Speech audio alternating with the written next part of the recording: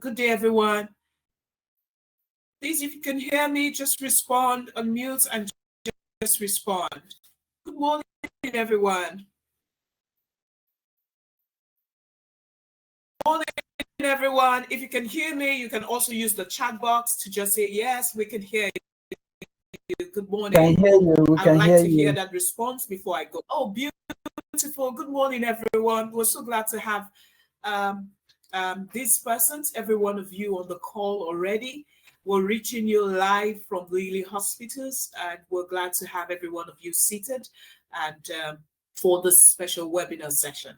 I want to especially welcome you all to this exclusive webinar session focusing on navigating your IVF journey and the tips for success, as well as the IVF treatment options. And we'll also be bringing you information concerning choosing the right protocol for you as well. And we're glad to be hosting you on this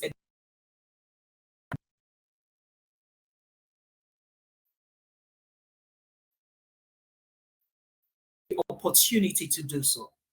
And today I am not alone on this. I have with me on this call, I'd like to quickly introduce my co-facilitator on the call, Mrs. Oluchi. She's one of us here at the Lily Fertility Center, and we also have with us here Mr. Eddie Illeri. He's a senior embryologist here at Lily Fertility Center. They are going to be bringing you all the wealth of knowledge you would need to have concerning the Lily Fertility Center. And he's also going to anchor the topics we're going to be exploring this morning. We'd like you all to open your hearts, if you can, bring in people who should be on this call to just have the information we're going to be sending across your way today. So during this webinar, I'd like to also intimate to you that we will address the questions that has come in before now. We had questions that was sent in to us. That's the pre-webinar inquiries or questions. We will take them during the live, during the Q&A sessions. We're going to be taking them and bringing guidance to them. And also, we want to encourage the call, so please leave your questions on the chat box. I can see a few questions here already, right? We'd like to have more. So once we begin, or once we get into the interactive session, we can engage those questions and provide clarity on them as well. So once again, I want to thank you all present. I would quickly move on to my co-facilitator, Mrs. Oluchi. She's going to be telling you about the Lily Fertility Center and all you need to know about what we do here. Thank you. Madam Oluchi, over to you. Good morning, everyone. Good morning, everyone. My name is Oluchi. We're glad to have you all here. We want to use this avenue to be able to give some clarity to some questions you've been having in your mind concerning your IVF journey, how to navigate through, how to get it successfully. That's the essence of this webinar this morning. And also we'll have some questions we've been getting from different people. We want to use this avenue to be able to answer some of these questions. And so I want to start by introducing Lily Fertility Center. Lily Fertility Center is a center under Lily Hospital Group of Company where we help couples who are trying to have babies, who are trying to conceive, to have or achieve their results through different services that we offer. In the Lily Fertility Center, we have different gynecologists, we have the embryologists, we have the nurses that make up the team that work hand in hand to be able to get your results successfully. Okay, in Lily Fertility Center, occasionally we have some kind of discounted IVF. In collaboration with a foundation, IEDU Foundation, we offer a discounted IVF where we bring down the price of our normal IVF to a certain price where people can be able to key in within a certain period of time. We started this year's own in December last year. We started end of the year, December, and it's ending by March 31st this month. Today is 28th. We'll have 2 days or 3 days remaining in this month for this month to end. So if you've not keyed in, you can key in. make your payments. People were asking us questions, can they make a instrumental payment? Yes, you can pay, but for you to benefit from the promo, you have to complete your payment within the promo period to be able to enjoy this promo.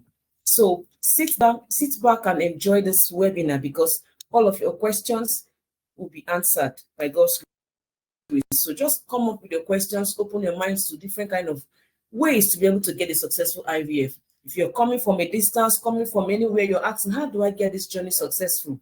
We'll be trying to attempt to answer your questions in the course of this webinar. Thank you all.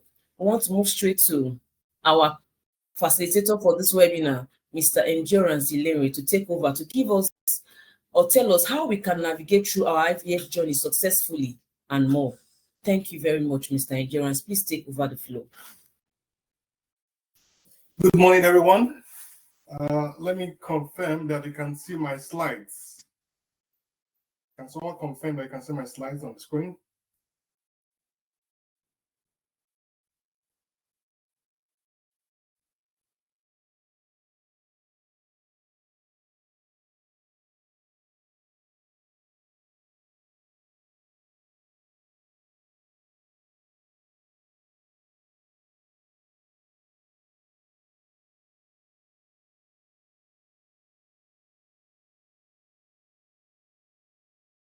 Can you hear me, please?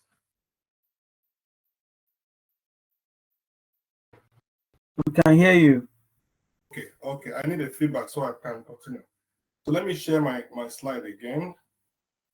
Hope, all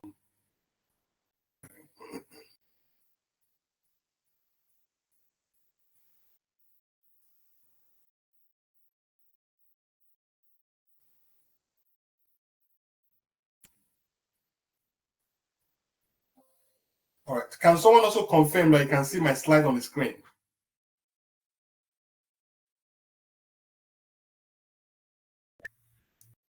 We can see it. Okay, thank you very much. Oluchi, I need your response so that I can always know that I'm on course. Once again, I want to extend heartfelt gratitude and appreciation for joining us in this webinar.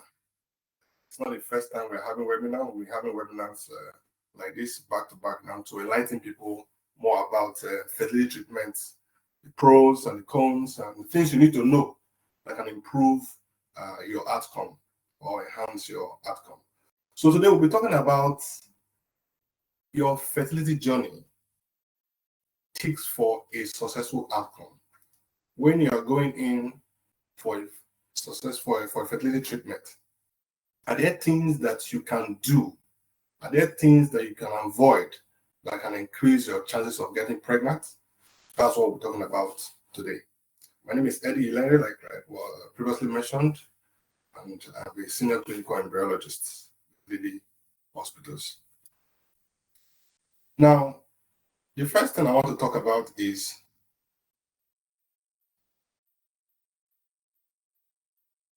what is IVF? I believe we all have residual knowledge about this, so I'll just rush through it.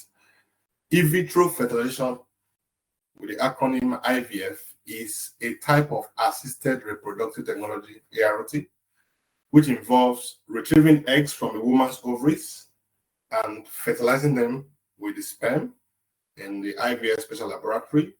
Then these fertilized eggs eventually develop into embryos. So the embryos will be transferred into the woman's uterus. If there are some left over, or if you want to do a frozen embryo transfer, you can also freeze some of this embryo for future use. That's what IVF is all about. You know, in natural conception, a couple engage in sexual intercourse. The sperm are deposited in the vagina. They find their way through the cervical canal into the uterus, and they swim towards the fallopian tube. And if there's an ovulation that period and there's an egg within the ampulla of the fallopian tube, fertilization will take place, and the fertilized egg, which is called the zygote, travels down back to the uterus where implantation takes place and pregnancy continues and will have a baby. That's what happens naturally. But in IVF, because of certain reasons, that cannot happen naturally with the couple. So you have to look for a way to remove the eggs from the woman and get the sperm and unite them together to form an embryo. So once the embryo is formed and is developing fine, they can now put it back into the womb or the uterus where it's supposed to be. So it's trying to mimic what happens inside the woman's body. That's why it's called in vitro.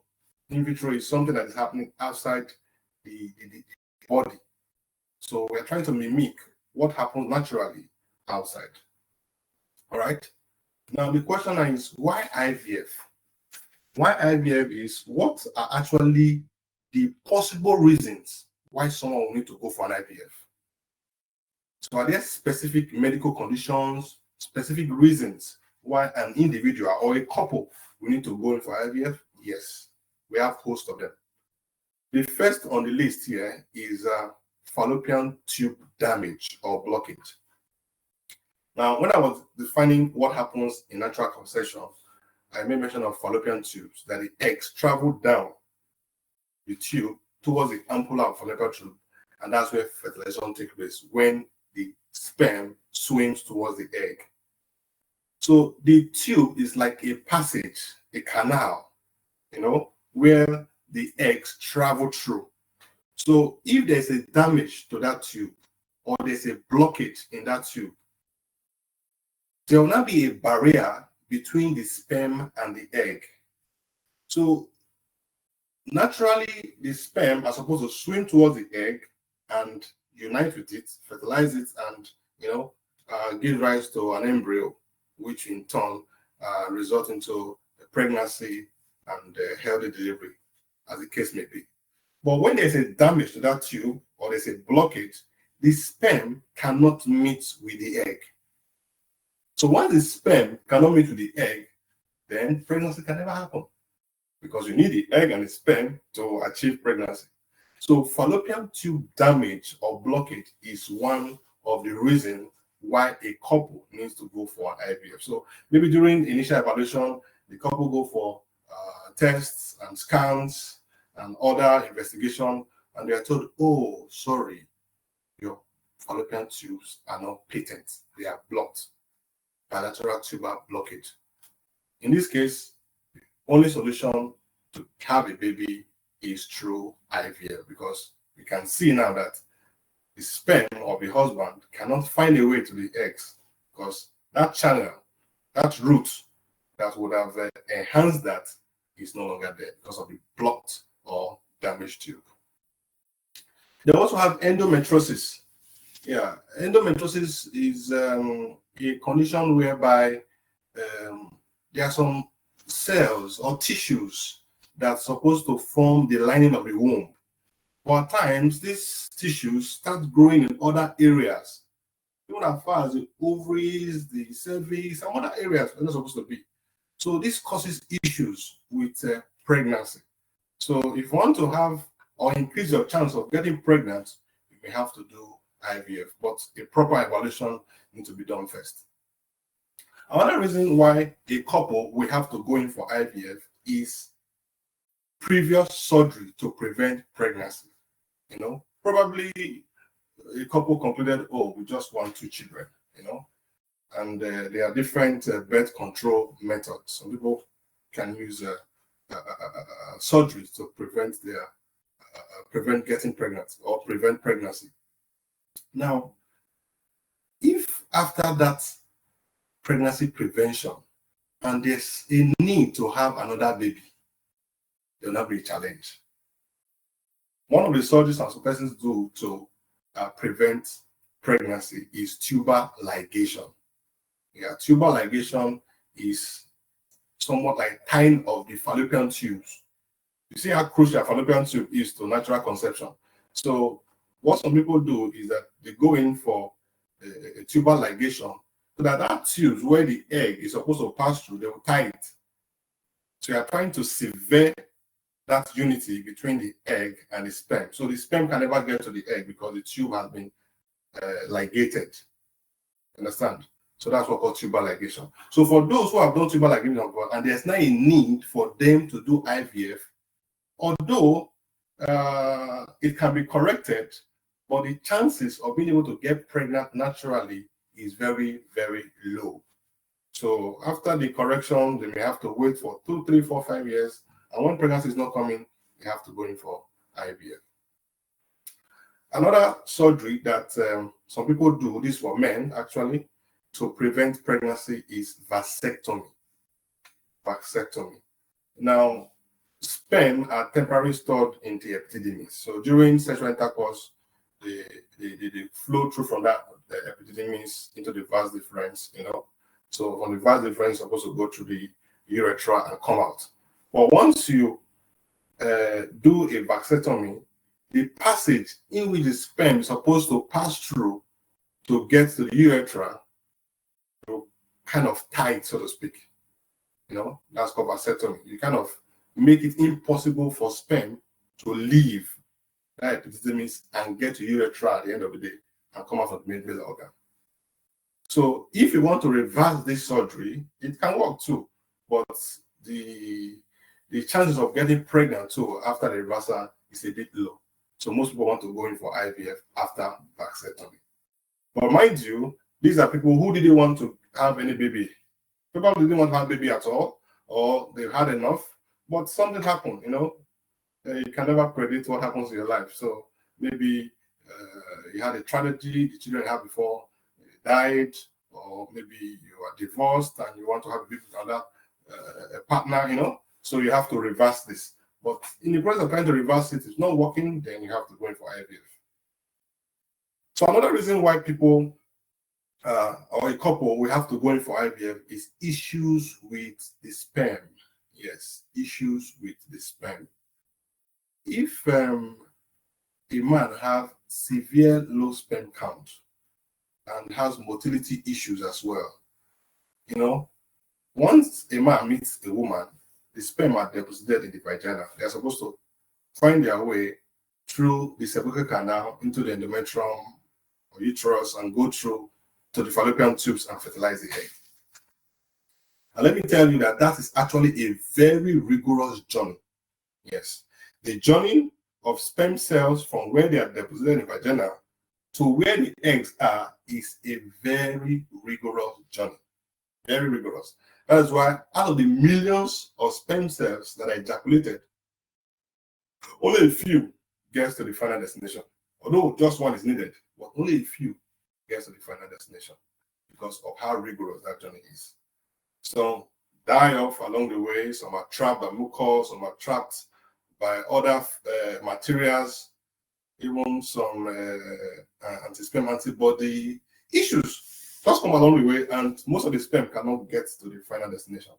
So if a man is already having very low sperm counts and the motility of the sperm cells are very, very low, then the chances of those few sperm to get to the final destination where they fertilize the egg will be very, very slim. Very, very slim. So because of that, the couple will need to go in for IVF. So we can take the sperm and bring the egg and unite it by ourselves to form the embryo before transferring the resultant embryos into the uterus. Another reason why a couple may have to go in for IVF is unexplained infertility. Yes, unexplained infertility. What does this mean? This means that you've been trying to have babies for a considerable amount of time. 1 year, 2 years, 3 years. And so far you've done a lot of investigations. The man has done a seminal fluid analysis, done some other tests too. The woman has checked her uterus, checked her tubes, have checked her hormones, done HSG, done all necessary basic and even advanced fertility testing to see if there's any issues. And all results keep coming back that normal though, there's nothing wrong with you. At least all your results are within normal range. Your sperm cell is okay, your tubes are okay, your womb is okay. You should be able to get pregnant naturally. But for some reasons, this couple are not getting pregnant. And they've been having unprotected sexual exposure, adequately for a long period of time. So this couple might have to come in for IVF. Let's see what's happening. And most times, or sometimes, when they come in for IVF, we'll be able to detect why. Because some cases, you may just maybe do a conventional IVF and you will not have fertilization at all. Because we have two methods of fertilizing eggs. We have the conventional, in which you just put the sperm and the egg together in a dish so that the sperm can swim to the eggs and fertilize them. We have another method called intracytoplasmic sperm injection, where you have to pick a viable sperm and bring an egg and inject the sperm into the egg. So sometimes when we do conventional IVF for some of these patients, and there will be no single fertilization. So that can be a pointer to why this couple may have been having issues in getting pregnant. Now, next trial, we just have to go straight to ICSI. That is it. And most couples with unexplained infertility, they get pregnant after 1 or 2 attempts of IVF. Another reason why couples go in for IVF is genetic disorder. Now, this couple, it's not that they are infertile. It's not that they're having difficulty or finding it difficult to achieve pregnancy. No, they can have babies naturally. But because they want to prevent some genetic disease or transferring some gene traits to their offsprings, they go in for IVF. For example, maybe a couple who are both AS already got married before they realized that they are both AS. And the fear of having a baby who is SS is always there. But they cannot come in for IVF with PGT to ensure that the baby they'll be having will not be SS. So that is one reason why people do IVF, because of genetic disorders or trying to prevent transferring some gene traits to your children. Even some people also do family balancing because of IVF because of family balancing. Maybe you have 4 girls, you want a boy, you have 4 boys and you want a girl.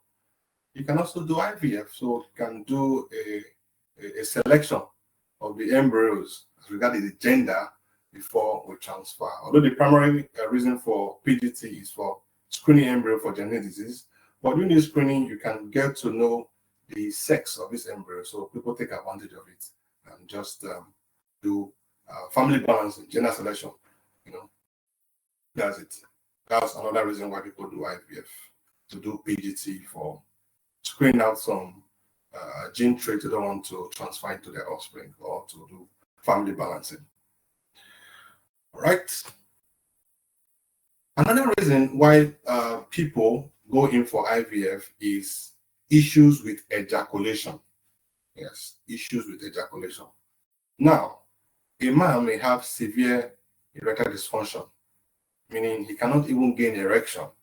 So once you cannot gain erection, there's no way you can even have sexual intercourse with a woman, let alone getting her pregnant.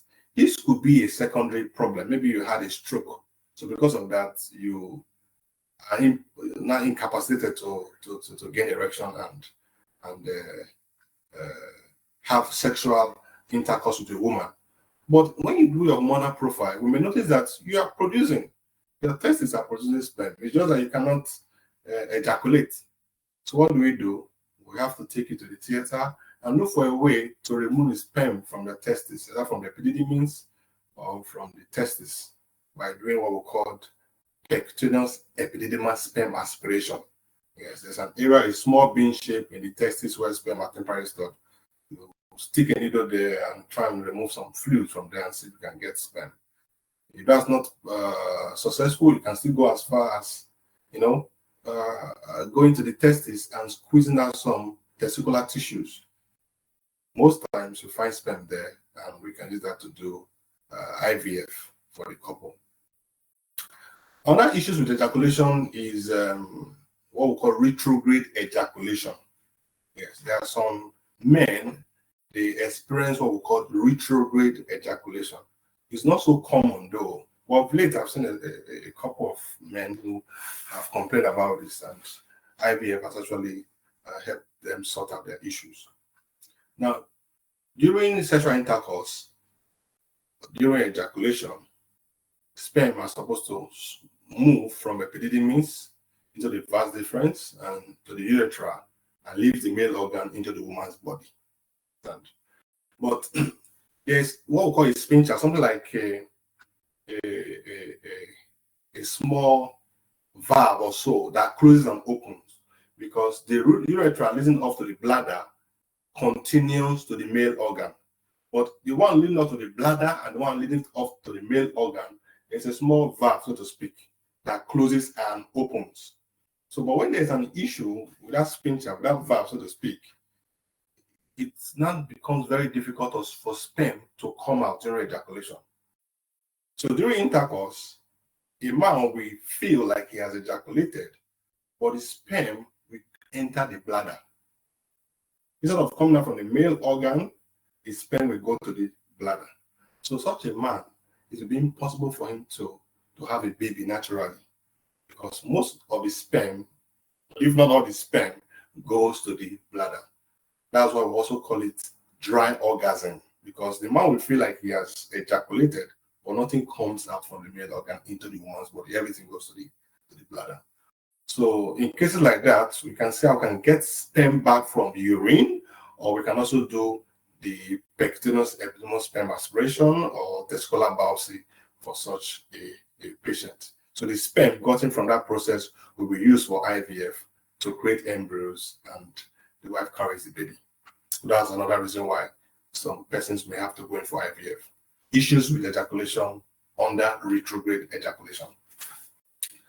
Another reason why some person may need to go in for IVF is inability to carry pregnancy. Yes. There are some conditions that will make you unable, incapacitate you to carry pregnancy. So there's no way of thinking about it. So because of that, you now have to use a third party. You are still doing an IVF, but with a third party. We have what we call the MROKH syndrome. This has to do with women who were born with underdeveloped uterus or vagina, meaning they may have very, very small, extremely small uterus, or even no uterus at all, and vagina. So because of that, it will not be possible for them to carry pregnancy. So they have to use a third party, a surrogate. Their eggs can still be used. The husband's sperm will be used, but the embryos will be transferred into a surrogate. Another thing too is hysterectomy. So a woman who have done hysterectomy is the surgical removal of the uterus, probably because of previous pregnancy risk or issues. You have done hysterectomy before, but you still want to have a baby, then you have to go in for IVF, because the womb is where the baby is supposed to stay. But you have done hysterectomy, meaning the womb is no longer there. So meaning you can still do IVF, but you now need a third party. Then heart diseases. There are some level or degree of heart disease that will incapacitate the woman to carry pregnancy. It will be very, very unsafe for her to carry pregnancy. Not only heart disease, there's some other diseases too. So when you have been evaluated medically and it is told to you that because of this medical condition, you will be advised not to carry pregnancy, then this can also make you qualify for IVF. You can use your egg if possible, then your husband's sperm, then the embryos will be transferred into a surrogate. Another reason why people will have to go in for IVF is because of fertility preservation. Yes, fertility preservation. One major reason people do fertility preservation is probably they want to go in for chemotherapy. Maybe they've been diagnosed of cancer, and before they go in for chemotherapy, they want to preserve their sperm or preserve their egg, because some of these treatments could be very inimical to fertility. So you may even make you sterile. So you don't want that to happen. So you want to preserve your fertility by keeping your sperm or keeping your eggs. But once you have kept your sperm and your egg, the only way you'll be able to have babies will be through IVF eventually. Then there are some persons who are career driven and they are not really concerned about having a baby now. Or there are some persons who fear that they may become too old to have babies and they want to preserve their fertility. So when they are in their 30s, they quickly go to a fertility center to produce, to donate their eggs or preserve their eggs so that they can use it in the future. So once you've donated or preserved your eggs, you must have to do an IVF to have a baby later. So that is the reason. That's one reason why people will have to go in for IVF. There could be some other few reasons, but these are the major reasons why people do IVF. All right. Next slide.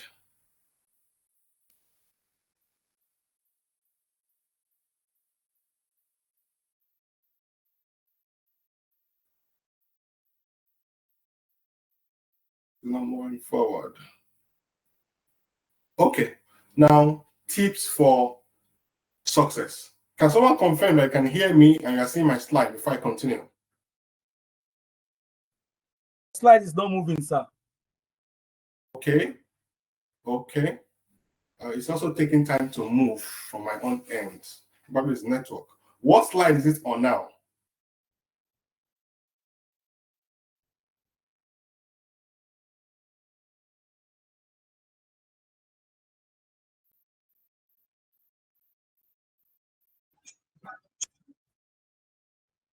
It's on the first slide.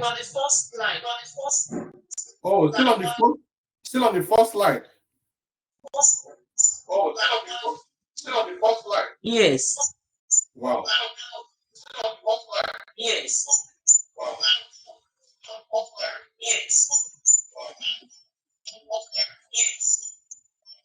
It's echoing now. It's echoing now. Is it moving now at all? Is it moving? Can you see it move?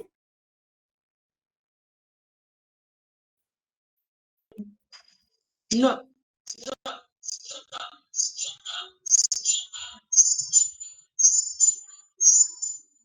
Yes, it just moved to slide 2.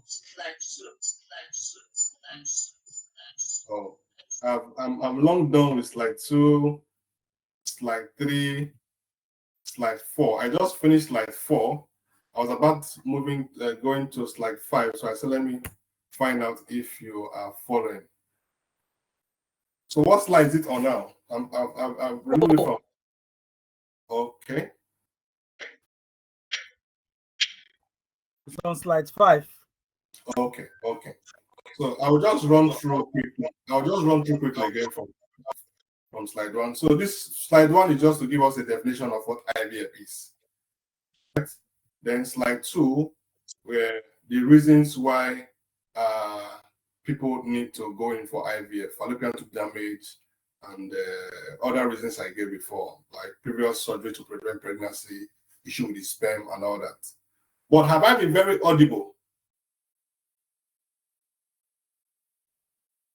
Yes. Yes. Yes. Okay. All right.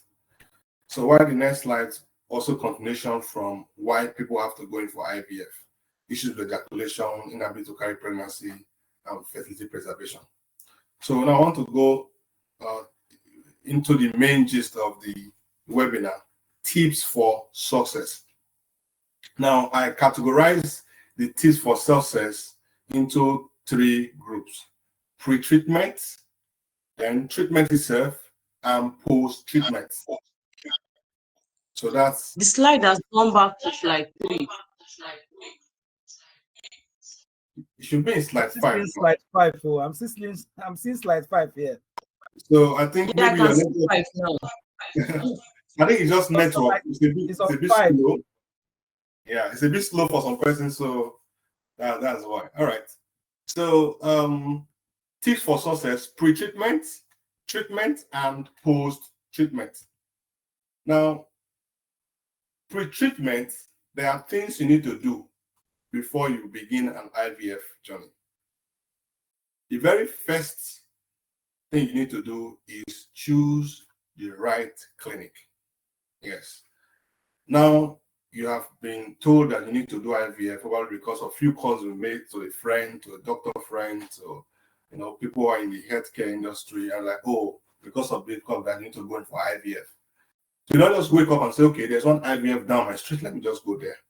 Or no, you need to do your homework, because your chances of being successful, even at first attempt, has a much connection with the clinic you use. There are so many clinics or IVF centers in the world, yes, and the processes may be very, very similar, but there may be variation because of the medication they use, the expertise of the professional, and some other adjuncts or tweaks and tricks that they have in this center. So what do you need to do? I think we did a video on this before. Probably after the webinar, you can see the link. You can share the link on what you need to do or how to choose a good fertility clinic for your treatment. There are some things you need to look out for. So do your homework and ensure you are choosing the right clinic. So that has a very key role to play in your success.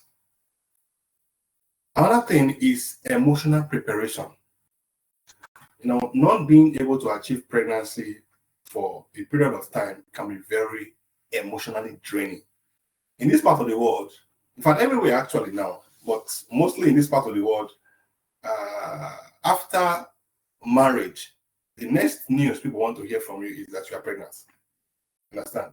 So after 6 months, people are already looking at you and say, madam, it's like she's not pregnant yet.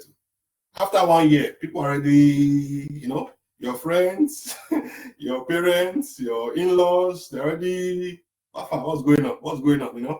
It's a normal thing. So they just want you to have a baby after at least 1 year. So if 1 year has passed, 2 years has passed, 3 years has passed, it can be very challenging to remain childless.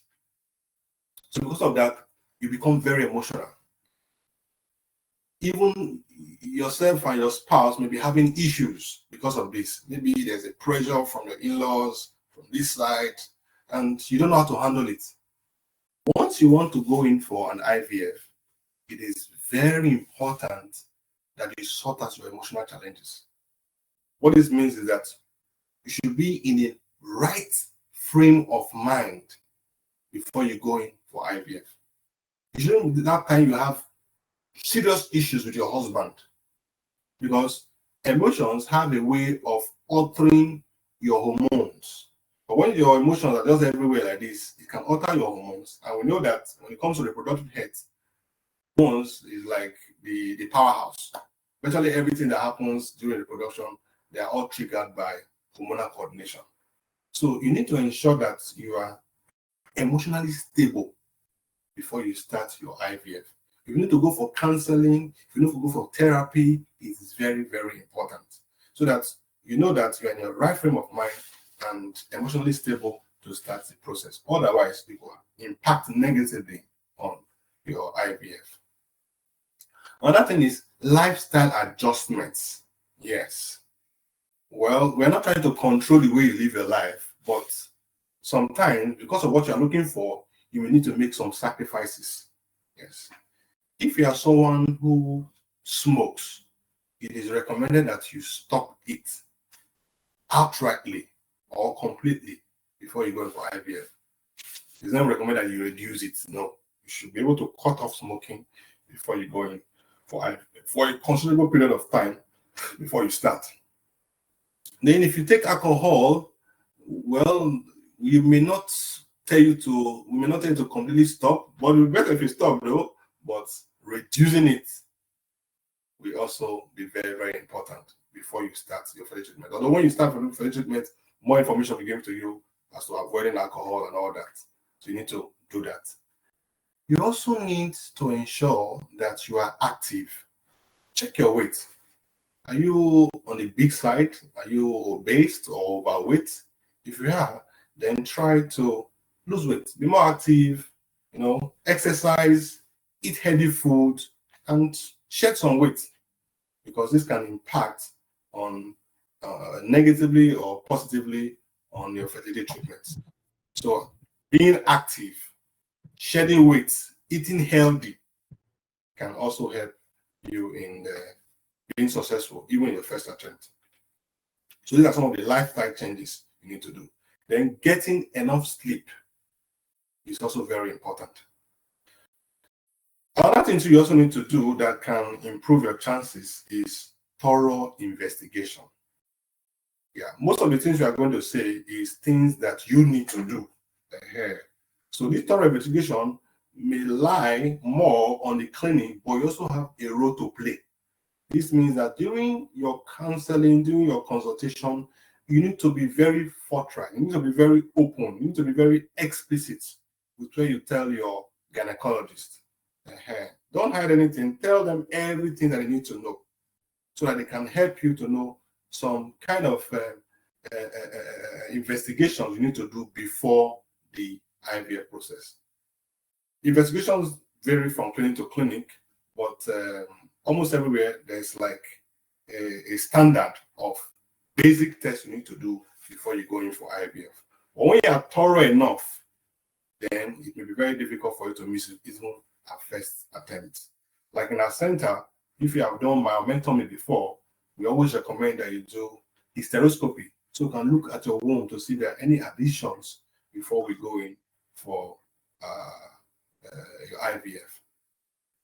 Then stress management strategy. You need to plan how you can manage stress when you start your IVF process. Because extreme stress is not so good when you are into fertility treatment. So you need to think of a way to manage your stress before you start. That's what I call it stress management strategy. You need to think of, okay, because of my nature of my work, because of where I live, because of what I do, it may impact negatively on my fertility treatment. So what can I do to manage that stress when I start? So you have to think of a way to manage your stress during your IVF process. All right? So that is some of the things you need to do. Then, when the treatment has started, there are some things that are very important you need to do. One of the most important things is strict adherence to the use of medication. Now, if you are told that this is a medication you need to use, this is the dosage, and this is the time you need to take it, you need to adhere to it strictly. Don't say, oh, I went to burial because of that. I didn't remember to carry it. Or, oh, I missed one yesterday. Let me just take 2 today. That will not be right at all. Most of these medications are hormonal medication, and when their concentration are too low or too high, it can impact negatively on your results. So you need to adhere strictly to the use of medication. Then appointment 2. If you're supposed to go to the hospital for a scan today, go. If there's a reason why you cannot go, try to put a call through. Don't just show up after 3 days and say, oh, sorry, I traveled. I couldn't make it yesterday. The fertility program will not say, oh, sorry, you because you didn't come yesterday, we couldn't do this, we couldn't do that, so you are going to bleed. You have to start again. So keeping up to appointment is also very, very important, and being on time as well. Then understand your treatment. Don't just be there to say, oh, I want to go and do IVF. No, that's just all you know. I'm doing IVF. You don't even know how your process is going. You don't know when you are likely going to have your embryo transfer done. You just know you're doing IVF. That will not be nice. Ask questions. Be involved. Do research. So I'm not saying you go and become Google's PA, because some persons, when they are doing IVF, they sleep with Google and wake with Google, and they start asking questions that are not really going to help matters. And some of these things they research online, they even scare them. No. But what I'm trying to say is that be involved in the process, ask questions, understand what your process is all about. The medication I gave to you, know what it's going to do, know the side effects, so that when things like that happen, oh, they told me that if I'm taking the medication, I may feel dizzy, I may have some hot flashes. No, just know the process. Don't just say I'm doing IVF and that's all you know. Both the man and the woman, they should be carried along, and you should be involved. So whatever decision you are taking, because you're going to sign a lot of consent form, they should be informed decision. You're not just saying, okay, the nurse said I should do this, the doctor said I should do this. No, you should be involved in even the decision making during the process of treatment. Then effective communication. It's also similar to what I'm talking about now. Anything you observe or notice, quickly give feedback to your professionals. Call them, oh, I just noticed this. What should I do? Don't keep quiet. Ensure that you understand what they ask you to do. It's called communication is both ways. Whether you are encoding or decoding, if you are not encoding well, if you are not decoding well, that will not be an effective communication. Then the stress management we talked about before, this is how to now handle it. You know, the previous one in the pre-treatment said you have to have stress management strategy. Now the process has started. How do you manage your stress?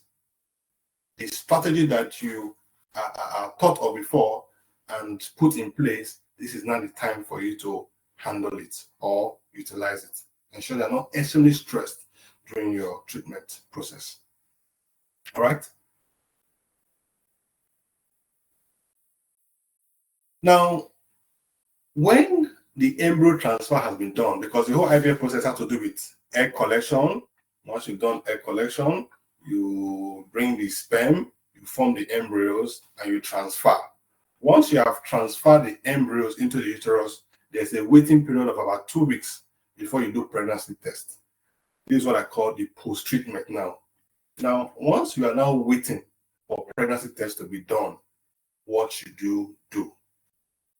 There are a host of things that you can do. They are not just limited to what I wrote here, but these are like basic or important things you need to know. Avoid rigorous activities. Yes.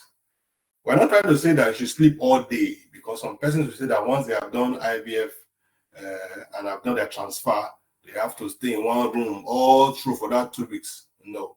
There are even some school of thought or research that shows that if you just stay in one place after embryo transfer, your chances of success may even be reduced. Though there are still some debates about that, but some research already showing that if you done your IVF, live your normal life. You may not really have to be in one place and start working as if the embryos are going to drop. I know it's understandable because you are scared, you don't want to have a failure, so you want to do everything to ensure that you get pregnant. But it doesn't necessarily mean that you just stay in one place. Do your normal regular work, but just avoid extreme activities that are rigorous. Maybe you're a sport person that used to jog every morning. That will not be the time you used to go and jog around your estate. Or you used to ride bicycle. That's not the time you go and ride bicycle. Or you're a gymnast. That's not the time you go for Olympics or start rehearsing for the next Olympics. Avoid extreme activities. We can use our discernment to know what should be extreme or not. At this time, after the embryo transfer, be mindful of your diet. Yes, be mindful of your diet. There are some food that you want to avoid. Probably food that may easily cause you constipation or diarrhea, or very spicy food. At any time, usually ask to avoid it. The truth is, some of these foods are not really actually going to cause any problem to you. The reason why we attach more importance to IVF treatments because it's a special baby. You've been waiting for a long time. You spend a lot of money to do the IVF. So we just want to ensure that if anything happens, you're not thinking in your head, was it because of the banana I took? Was it because of the pineapple? No, you just want to ensure that what you eat during that period are regular food that shouldn't cause issues. So you not be second guessing your head. Hey, why because of that pepper soup? You don't want that to happen because people get pregnant naturally. They eat pepper soup, they eat every other thing, and their pregnancy continues. But because it is IVF now, not that IVF is meant for normal, regular, naturally achieved pregnancy, but it's special. So you want to pamper it to some extent. That's why I tell you to avoid some certain diet. Then don't self-medicate during this period. Even during the period of treatment, don't self-medicate. Don't say, I'm feeling headache. Paracetamol doesn't work for me. You go and take one heavy analgesic or painkiller. No. Always communicate with your healthcare professional before any medication. Don't, as small as paracetamol, call your healthcare provider. Call your gynecologist and tell them, after the transfer, I think I'm having some headache. It's a bit severe. What should I do? Then they will better assess you and advise you what you need to do. Then get enough sleep too. Yes, rest as much as you can after embryo transfer. But like I said before, it doesn't mean that you sleep all day and just be in one place. People have to bring food to your table, bring food to your bed, and all that. Be active a little bit. Then continue your medication. Yes, I know adhering to medication can be very demanding. You have to keep to time, you have to take it every day, and some may be uncomfortable, some have to take injections, regularly. Some have to put some vaginal pastries every day.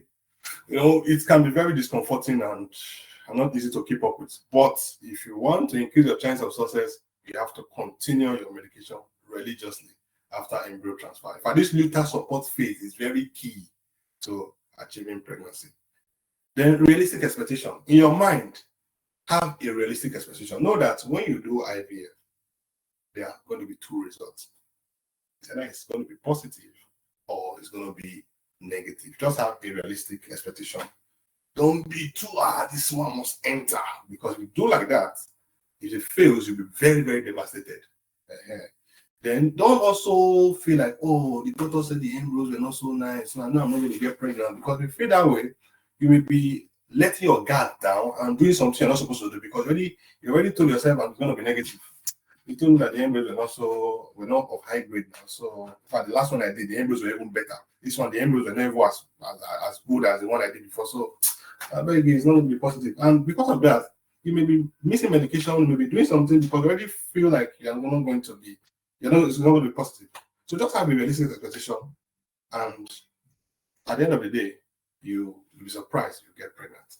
So that's some of the things you need to do after embryo transfer, during that 2 weeks waiting period of having to do your pregnancy test.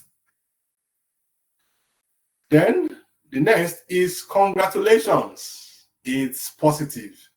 The day you came to do your pregnancy test, you go to the laboratory, they take your blood sample, and after like 30 minutes or 45 minutes, the result is out. The gynecologist or the nurse, whoever is attending to you, calls you into the counseling room and have a chat with you, and eventually bring the news to you or your husband, or if you're alone, that it's positive. Congratulations. Is that the end of the whole thing? No. That is almost the beginning of the journey, actually.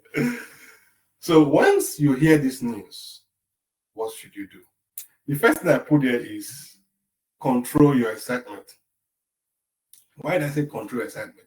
Do I say you should not be happy? No, you should be very happy, because probably you've been trying to get pregnant for 5 years or 10 years, and now it's positive you're trying to control my excitement. Well, the reason why I put that there is, when you are overly excited, it could make you do things impulsively. I've seen some couples in my consulting room almost injuring themselves because of that, outburst of excitement. Oh, Jehovah, oh, Jesus,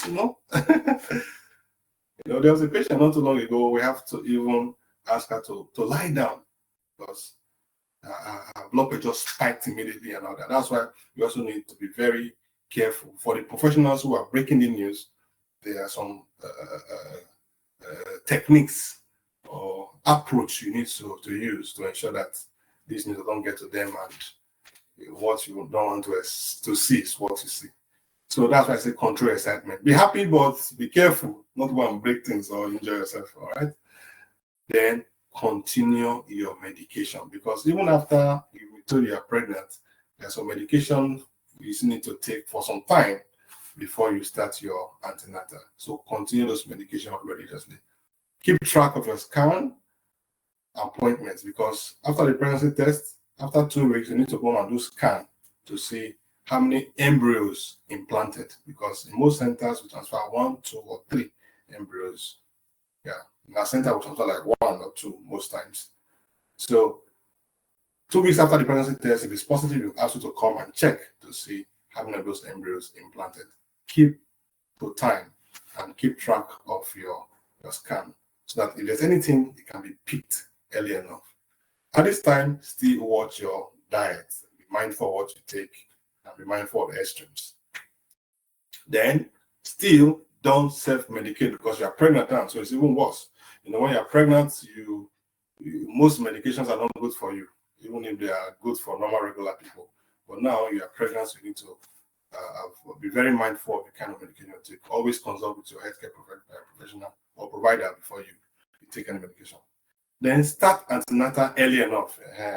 Don't wait and say, okay, when I'm 20-something weeks or 30-something weeks before I start antenatal, if I want to start now, start paying money. Start antenatal as early as possible. Almost immediately after your second scan, you will start antenatal. All right? But like we said before, IVF is not 100% guaranteed all the time. when you do IVF, there are two possible outcomes. Either it's positive or it's negative. In the previous slide, what we saw was congratulations. But sometimes you may also get, oh, so sorry, it's negative. So when you come to the hospital to do your test after the 2 weeks wait, take your blood, wait for like 30 minutes, 45 minutes, go to the counseling room or consulting room.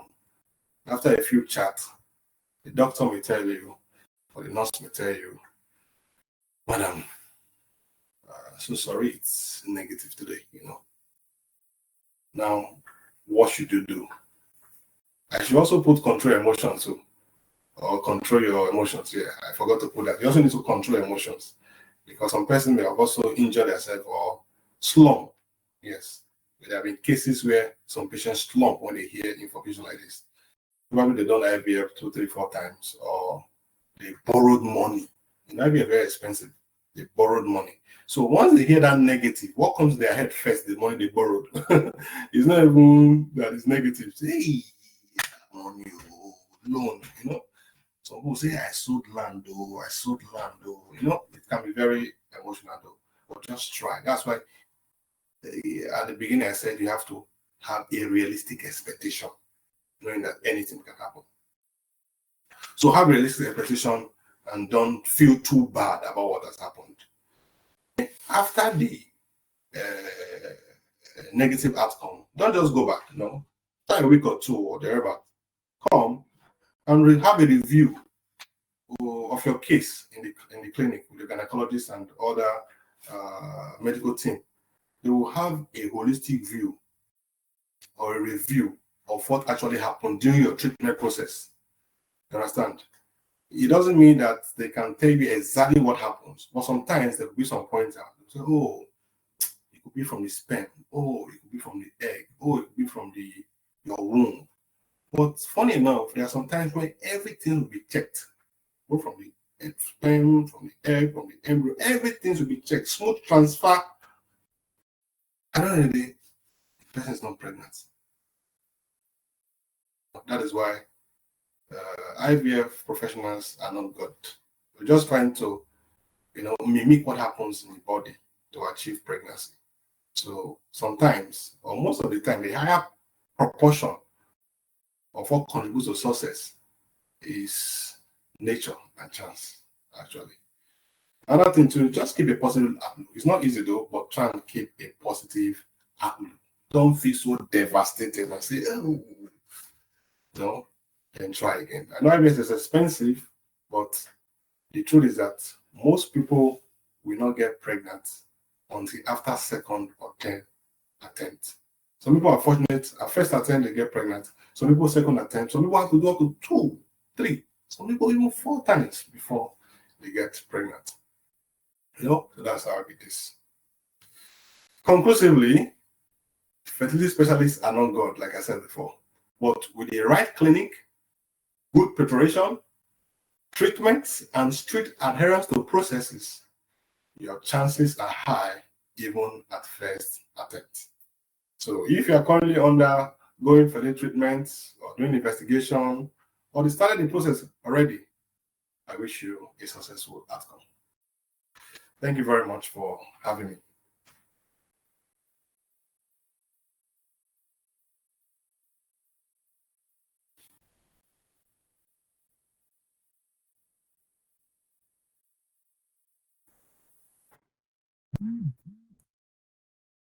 Mrs. Onini. Was that audible? Was that clear enough?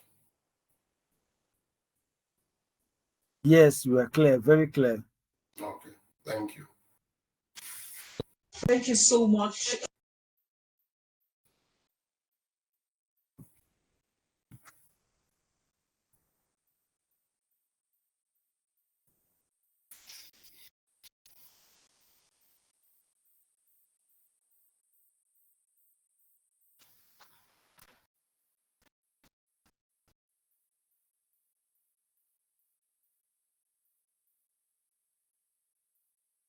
Hello, Mrs. Onini, are you there?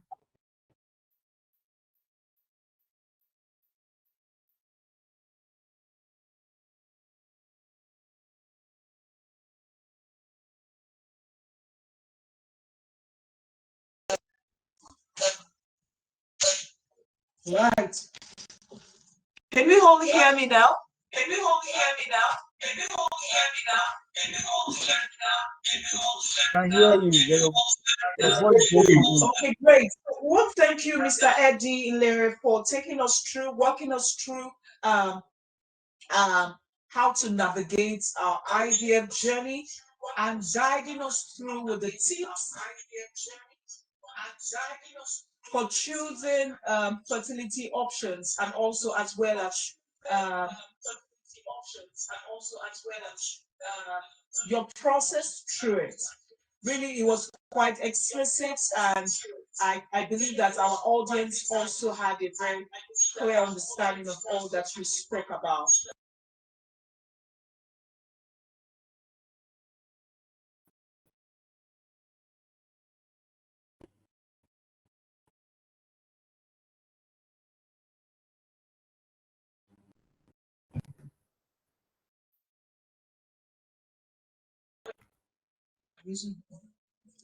And there were also questions that were sent in before this time.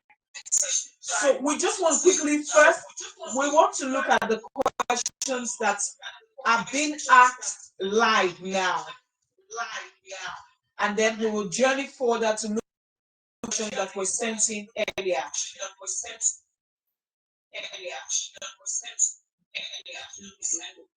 So if you have questions to ask, and you wouldn't want to drop them on the chat box, please do not to raise your hand. Although I've been seeing a few hands raised, but I can't see them anymore.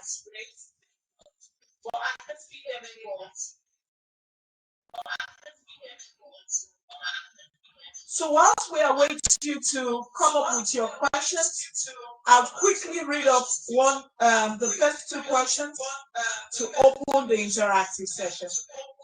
You are echoing. Do you have multiple devices there? Yes, we do actually. But You need to mute one or move away. It's causing So mute. please give me a moment. Devices, please.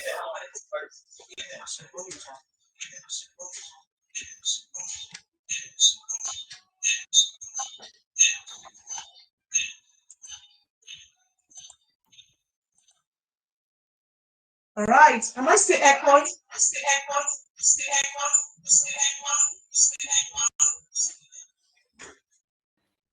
Am I still echoing? No.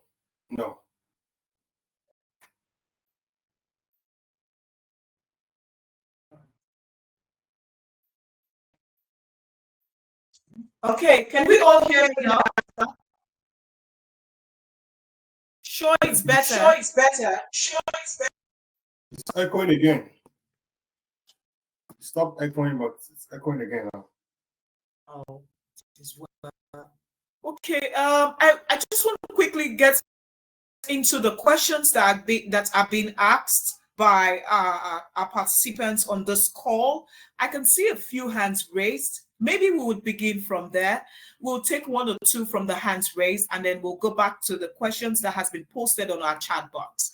So I want to begin by calling on Ajayi to ask his question. Ajayi, are you there? Ajayi, I can see your hand are raised. Can you unmute and speak?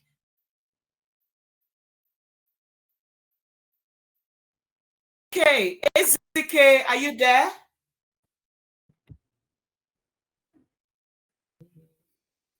Can you hear me, everyone?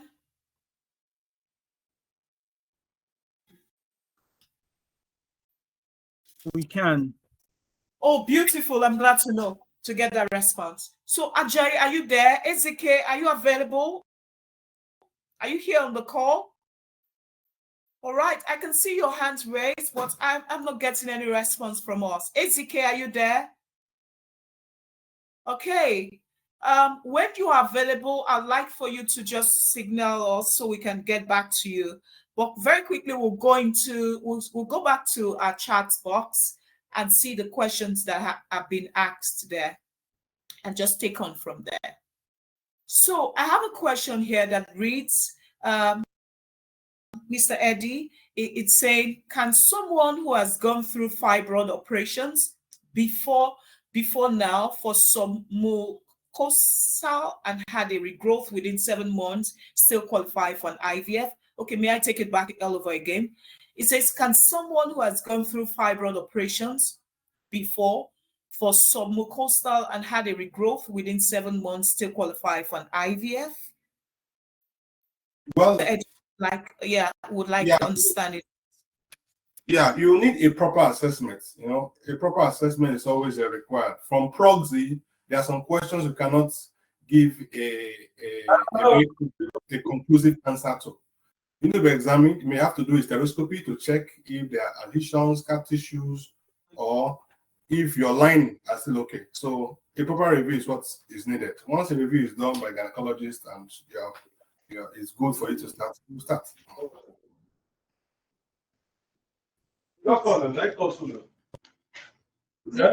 ATK, are you there? ATK, are you there? Yes, I'm here. Oh, beautiful. Thank you, Dr. Larry. Okay, we'll just quickly take ATK's question quickly now. ATK, please go on and speak. Thank you. Now, the question I have is that, is it possible to menstruate without ovulation? And what may be the possible cause and the remedy for it? Thank you. All right. It's actually possible because there are some persons that have what called anovulation. And one of the major reasons for this, a culprit for this, is polycystic ovary syndrome, PCOS. So once you are PCOS, you'll be evaluated. There are some tests you have to undergo to be very sure if it's actually PCOS. Then, depending on your age and also the semen parameter of your husband, we're able to know if you can do some less complex ART procedure for you. But if your age is a bit on the high side and the quality of husband semen is not really optimal, then we have to do IVF. But before the IVF, there's some medication you could be placed on to help improve your chance of getting pregnant. Okay, thank you very much.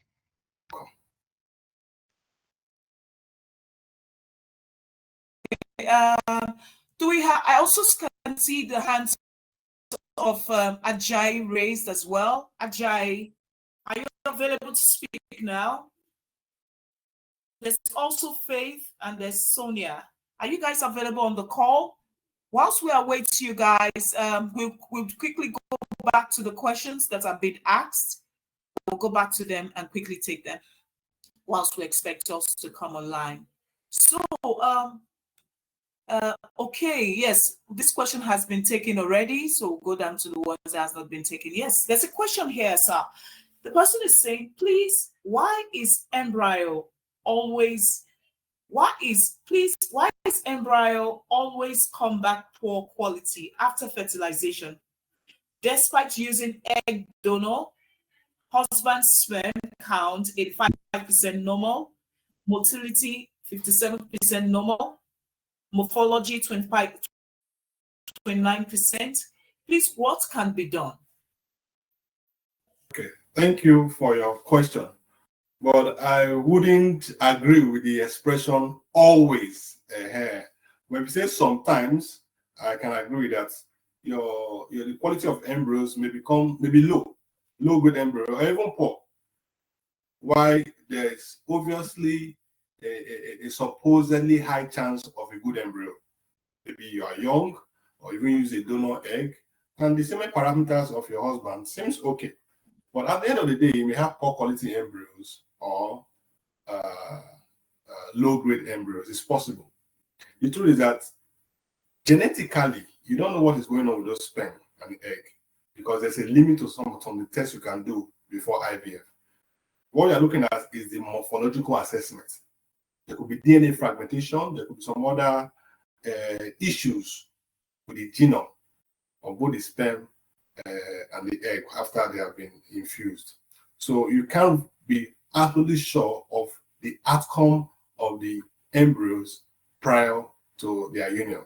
It's just like you put a good seed on a good soil. But sometimes the resultant flower or fruits may be poor. You're like, what's going on? This is a very good seed and it's a good soil. But you can't tell what happened. So that's exactly what happens with embryos that may turn out to be poor quality or low grade. There could be some genetic issues. It could be the culture system. It could be the air quality of the lab. There are so many other factors that can be included or that can be culprits to this. But it's not always. It's not always. Sometimes it happens.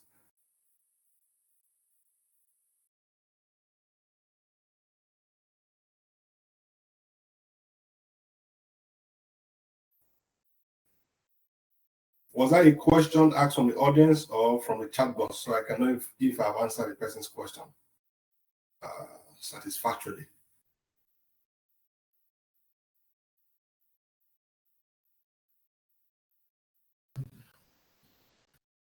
Yeah, the question was asked from the chat box, and this other question here is like a follow-on to the question that was just you just spoke on now. Okay. And I believe that the person who asked that question got clarity on that. Please, if you didn't, you can also hit the chat box and say no or yes. We can come back to it, and then Mr. Eddie can go back to that again. But here's another question that seems to be like a follow-on. So this person is asking, do you accept investigations from another hospital here at Lilly? Yes, we can. But that will be at the discretion of the gynecologist who is attending to you. There are some tests that we will actually want to repeat ourselves. But there are some tests that are not so consequential or that we feel that they are very painful that we may not want to put you through again. Maybe you have done HSG before somewhere, not too long ago, maybe last year or a few months. We will not want to go through that painful process of doing HCG. But it's discretionary. So whichever gynecologist has attended to you, we're able to say, okay, since you've done this, you don't have to do this again. So as a rule of thumb, I can say, yes, we do, we accept. There could be some clauses as to where you did it or all that. So like I said, it's discretionary. So the gynecologist attending to you will be able to know, okay, I can accept this, I can take that. All right, sir. Thank you very much for that. So does certain kind of food or tea affect your conception outcomes or possibilities? Can you come again with the question? Certain kind of what? Does certain kind of food or tea prevent you from conception? Please take it in certain food or tea for fertility. Does it prevent conception? Well, there's no straightforward answer to that because we don't know the constituents of the food or tea you are taking. So if the constituent of the food or tea you are taking is inimical to pregnancy, it's possible, but it's not so common that the kind of tea you are taking can affect your conception. But the constituent matters. So if you know the constituent, then you can list it to say, oh, because it contains this, it contains that, it contains that, it could affect your pregnancy. But like I said in the presentation, whenever we're into fertility treatments, we need to be mindful of our diet. Yes, we need to be mindful of that. Eat regular food, healthy foods. All right, so maybe we should just look up people whose hands are raised so we can take their question before we go back to the questions that are being asked on the chat box. So is Faith available now? Hello, Faith. Hello, Franca. All right, they seem not to be responding. Can you hear Franca me? is about to speak. Yes, we can hear you. Please go on with your question. Good day to you, Franca. Oh, Faith. Is that Faith? Yeah. Oh, great. Faith. Good day to you. Please go on with your question. Thank you. Yeah, my question is this: for someone that has a low AMH and but did a procedure before and it failed, but in the process of the failed procedure, they retrieved eggs, and the facility where the person did it, they gave a option of donor, and they've actually transferred both the donor and the retrieved eggs. So is it also possible at Lily's if, for instance, they retrieve maybe 2, 3, or 5 eggs, and the person is still having a option of donor, is it possible that they can transfer both, or strictly the donor or the one that was retrieved? I don't know. Okay, like I said before, when it comes to fertility treatment, the patient has to be involved in the decision making. Yes.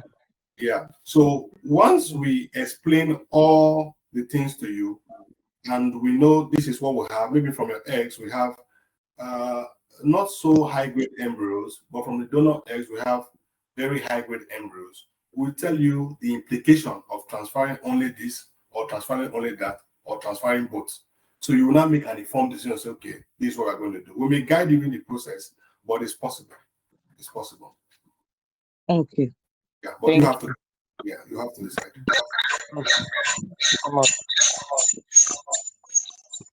Okay. Thank you very much, Mr. Endurance, for that answer. Want to take another hand raised here? Hello or Franca, anybody online can ask a question.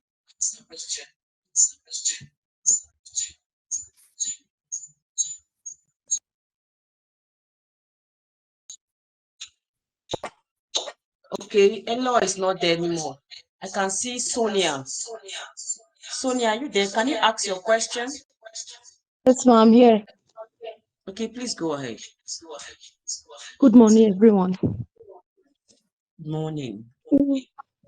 My question is, I did a hysteroscopy, I think in 2022, around December, I think so. And I came for my procedure, my embryo transfer, 2023, February. So my question is, if I am coming back for another cycle, am I to do hysteroscopy again? Because I did fibroid and appendix operation 2018. So that was why they said I should do HSG and hysteroscopy. So they suggested I do hysteroscopy, not HSG. So I did the hysteroscopy. So my question is, am I going to do it again if I am coming back for another cycle? Okay. What was the outcome of the initial cycle you just did? What was the outcome? It failed. All right. Now, there are things that will be looked into to see if you need a repeat hysteroscopy. Understand? We're going to look at the qualities of the embryos. If the quality of the embryos are so good that we didn't expect failure. We didn't expect failure because maybe you transfer out to 2 embryos for you or 3 embryos for you, and the qualities were so high, like we would have expected a pregnancy. Then we can say, okay, let's look at that womb again. Let's see if there's anything wrong. But it's not cast in stone, or it's not compulsory we have to. But to improve the chances, most gynecologists will recommend, let's go back and check and see, because for us to transfer this kind of embryo and the transfer was smooth, you should have been pregnant. But let's see if there's anything wrong in the womb. But it's not compulsory we have to do it. But it's just a recommendation for us to see why you didn't get pregnant, even after the first hysteroscopy. Now, I've seen couples who have done hysteroscopy up to 3 or 4 times before they got pregnant. So it's very possible you'll be asked to do it again. But other factors have to be looked into first before we say, okay, let's repeat this hysteroscopy. Okay. Because Okay, Sonia, I believe your question has been answered. yes, about I need Okay, another thing thank to shoot you. in again. I can see another hand there. Dorcas, are you there? Can you ask your question? Dorcas or Franca, anybody available can ask their question.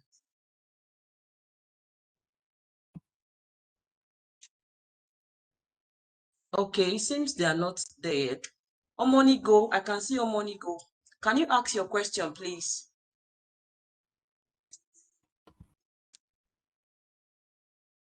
While they are at it, let's. Frank, are you there? Are you trying to ask your question? Okay, let's take one of the questions we have in the chat box. We'll come back. So the question is saying, can someone with PCOS and hormonal imbalance case undergo IVF? Can someone PCOS and hormonal imbalance undergo IVF? Please, Sure. Mr. Eddie, can you help us? Yeah, so that is one of the reasons why you do IVF. But once you are PCOS, then getting pregnant naturally becomes difficult. So that's an indication for IVF actually. But proper investigation needs to be done. Then some pre-treatment need to be done to ensure that you increase your chance of getting pregnant. So the answer is very well. But having PCOS is already an indication that you have to do IVF. Okay, thank you very much for that response. Somebody else is asking this. With uterine fibroid, is IVF also advised? With uterine fibroid, is IVF also advised? I think this question was answered in the course of our webinar this morning. One of the courses, one of the things that can give an indication that we can go for IVF. But please, you can still throw more light to it, Eddie. Yes, that you have fibroid doesn't mean that you cannot have a baby. The truth is that majority of women, especially Africans, have fibroid. Some persons who have had 3 or 4 children have fibroid. The reason why you may not be told or diagnosed of it because you have children. So nobody can tell you have fibroid all that. So the only thing we need to do is to check the size of the fibroids and the location. So if the size and the location and the numbers can affect the IVF process, then we have to remove it surgically. Then after removing it surgically, we have to do a stereoscopy to ensure there is no adhesions or things that will impede implantation. So yes, if you have fibroids, it doesn't mean you cannot do IVF at all. Some persons after even doing fibroids or mammotomy, they even take it naturally. Some persons like that. So okay, thank you very much for that response. I want to come back to the hands we have here. Is Frank available? Yes, I'm available. Can you hear me? Please go ahead with your question. Yes, we can hear you, ma'am. Okay, thank you so much for the teachings. My question is age a factor to just go straight for IVF? Because I heard a lot of persons telling me that because of age, because I'm already 40 and above, I should just go ahead with IVF. So I shouldn't really bother trying. Though I tried, but I had one miscarriage already. So I don't know whether that one is a factor. And I did a scan or so. They told me I had a fibroid, but it's majorly outside the womb. So, but that last year I took in and I had a miscarriage that last year also. Okay. So what exactly is the question, ma'am? So I've been trying. So it has not. Since over a year now, I've been trying. Okay, you're asking if your age can be a problem to your getting results through IVF? No, if age is the challenge of getting pregnant, so that easy, I should just get ready for IVF. I should not. Okay, that is, you're asking if at your age now, should you keep trying natural or go straight for IVF? That's your question, ma'am. Yes. Okay. Okay. Because they also told me about the eggs. They said eggs are old or something. So that's what I want to know. Okay. Yeah, the truth is that age play a key role in fertility.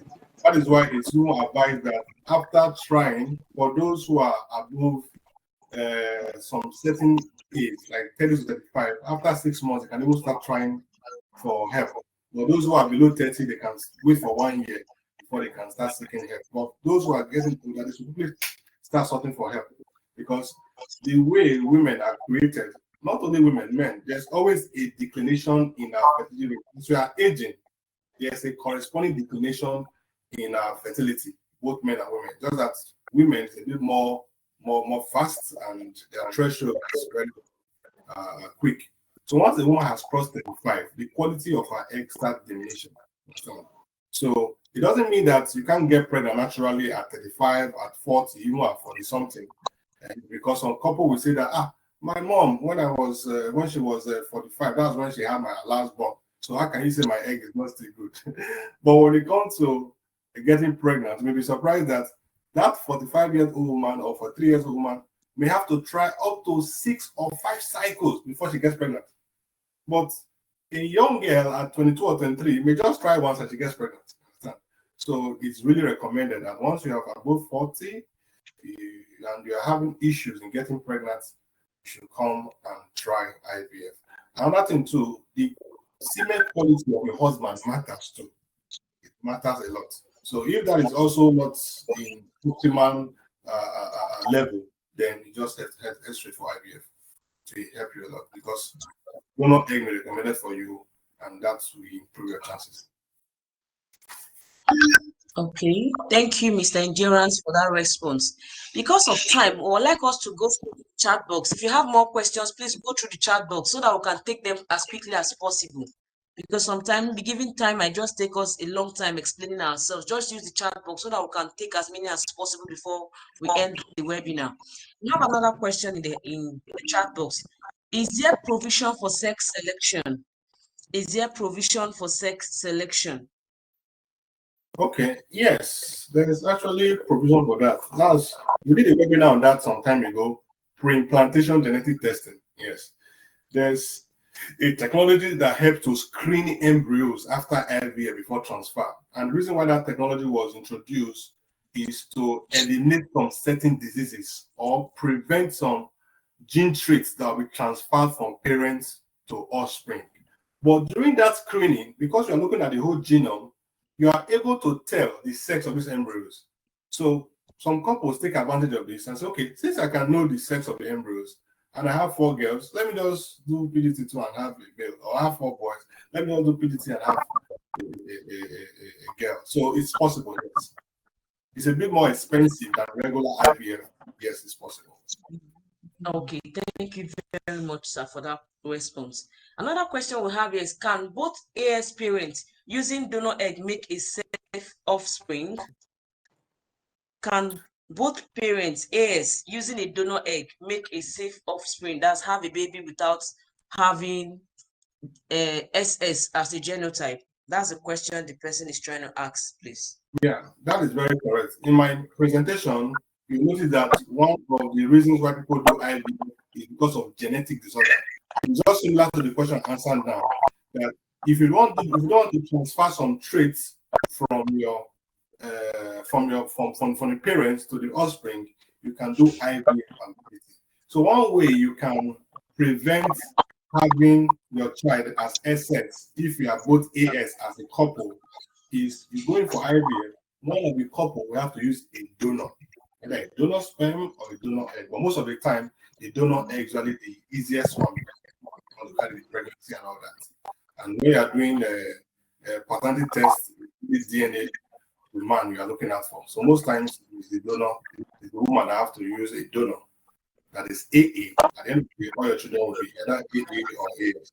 You will now have an S. So it's very feasible. Okay, thank you very much, sir. Another question we have here is asking, is it possible to make payments and then prepare medically and emotionally before coming back for the process? Is it possible to make your payments down, then go ahead, prepare medically, emotionally before coming for the process? Yes, the answer is yes. You can prepare your payments down. Maybe you want to enjoy the promo.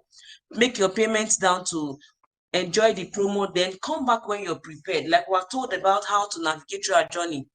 Emotional preparation is also important. So you can go ahead, make your payments down. Then whenever you're ready within the year, if you're paying for the promo, you come back for your process. Another question we have here, what are the diseases that causes infertility? Mr. Eddie, please, are you there? Yes, I'm here. What are the diseases that causes infertility, apart from the heart disease you mentioned? And what causes sleepless nights after embryo transfer? Well, this question is a bit big, though. Embryo transfer is not supposed to cause you sleepless nights. So I believe it could just be anxiety. You know, after you have done embryo transfer, there's this anxiety of like, oh, I hope it's going to be positive. Oh, I hope it's going to be positive. I know when you are very anxious, it becomes difficult for you to sleep most times. So that's why we are told not to even be in one place when you do transfer. Because if you're in one place, you keep thinking about the outcome of the process. But if you live a normal life, maybe you have a small work you do that is not stressful, you go there, talk to people. Before you know, the day is over and you go to bed and you sleep. It's not because of the embryo transfer. It's just probably anxiety. Or if you have issues with sleeping. For the disease, there are so many other medical conditions that could limit you. But during your investigation, all those will be asked. Maybe we have some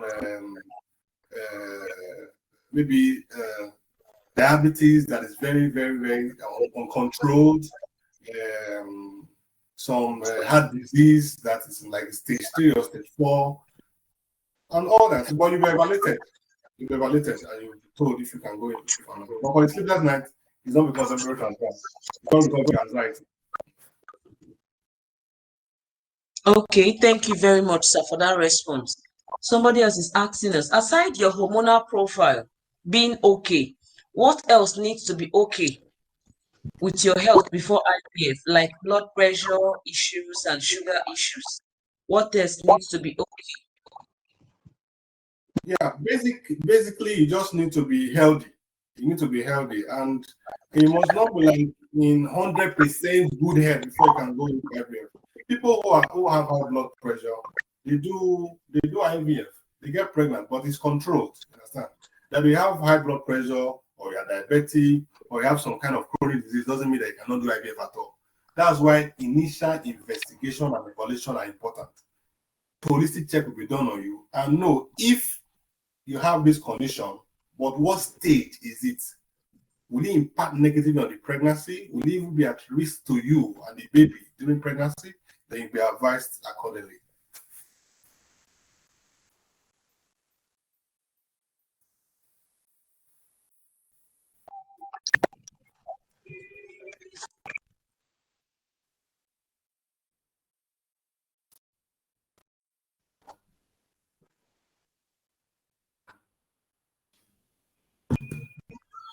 Hello, can you hear me?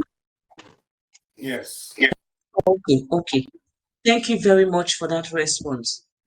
Another question we have is, can a total sperm count of 2 million, actively mortal, 0%, sluggish motility, 0%, non-motility, 100%, morphology, normal, 10%, abnormal, 90%, be used for IVF process? I don't know if you get that semen analysis. Are you done with the question? Yes, that's just the question. Can the total sperm count of 2 million, motility is 0, normal form is 10%, abnormal form is 90%. Can it be used for IVF process? Zero motility.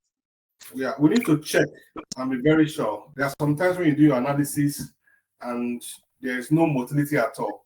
But in the IVF center, there are some kind of special treatment we do that could revive some sperm cells that appears as if they are dead. If that is done and they are still not alive, then we can't use the semen. We can't use the semen. We have to use another alternative. Okay, thank you very much, sir, for that question.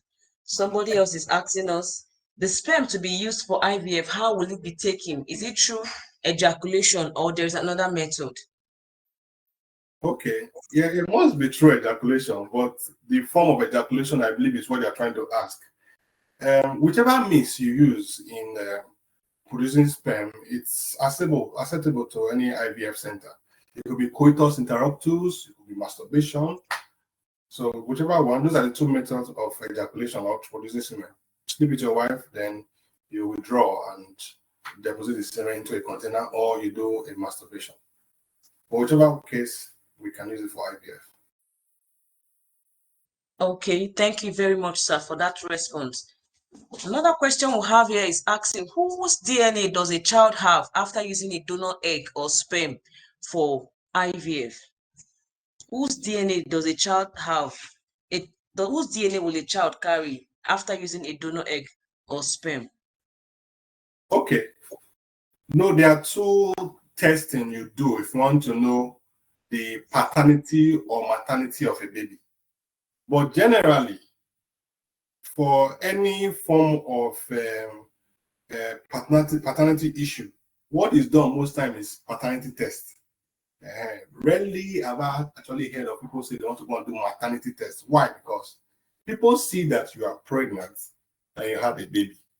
So there's no way you can be pregnant and have a baby and people will not believe you are the owner of that baby. So that's why maternity test is very rare for you to say, let's go and do maternity test, because you gave birth to the baby. So how come you're not the mother? So what happens most times is paternity test, because the man is not the one that got pregnant. And it's only the woman who got pregnant that knows who is actually responsible for that pregnancy. So that is why if you do donor egg, people believe you are not going to have the baby. But if you want to carry out a maternity test on that baby, obviously it's not your egg. So you didn't come out as your baby if you want to do maternity test. But what I'm trying to explain is that there will be no need for that at all, because the only test that is done very often that is necessary if you want to travel or there's a dispute or whatever is paternity test. So if your husband's sperm that was used during the treatment, it's your husband's DNA. So that's not a big deal actually.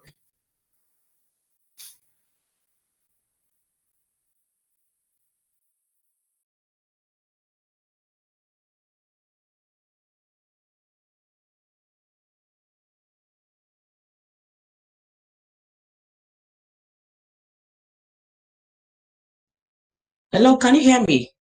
Yes. Hey. Okay. We're aiming to round up this webinar at 12. We still have so many questions and one hand raised. I don't know how we can be able to round up everybody's questions and get answers to everybody, but we'll still drop answers after the webinar. You can go through and then be able to get answers to your questions. Let me just continue. Can one with staphylococcus have a successful IVF? Well, that's why you do initial screening. When you want to start IVF, the man does a seminal fluid analysis that also comes with MCS, as in microscopy, culture, and sensitivity of the semen sample to see if there's any infection. And if there's infection, is treated. And most times when a man is treated or a couple is treated, both couples are usually treated alongside to see if there's a challenge. So once the bacteria, whether it's Staphylococcus or whatever bacteria that is detected, is successfully treated, you can start with IVF. So having infection is an infection. So having an infection is not a barrier to you going in for IVF. Treat infection, then start the process.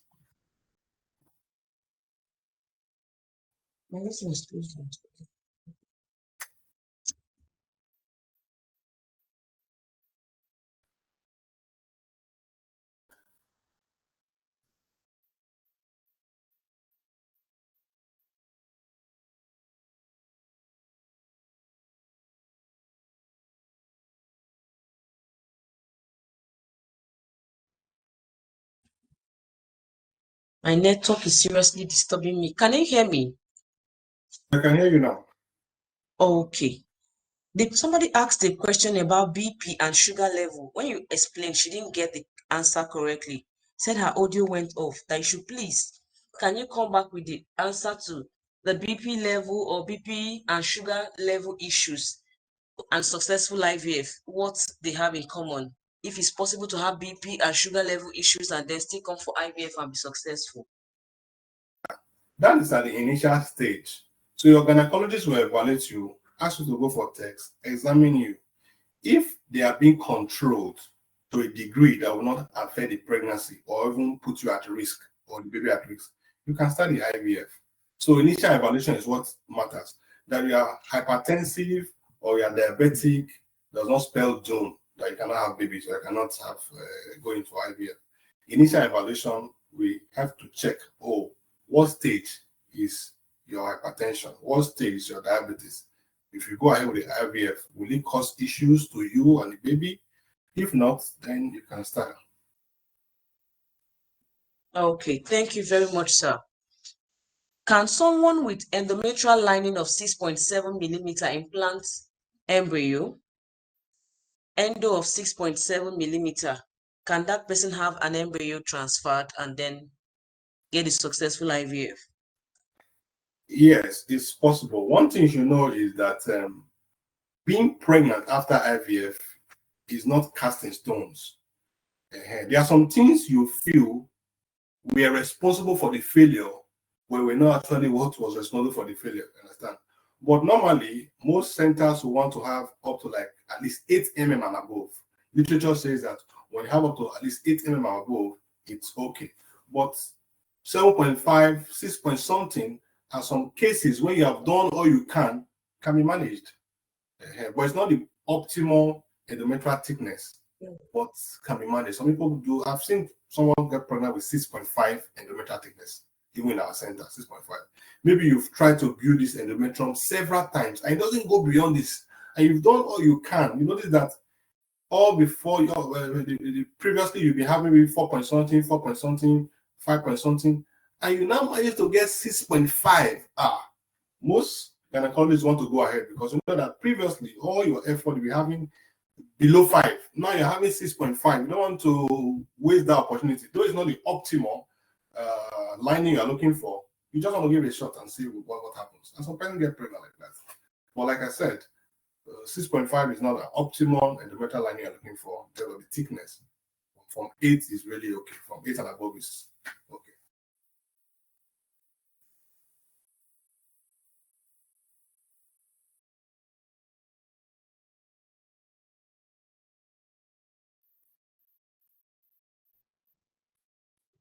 Thank you so much, Mr. Edie. We'd like for you to run through what we have shared with you with regards to the questions that has been sent in by before now by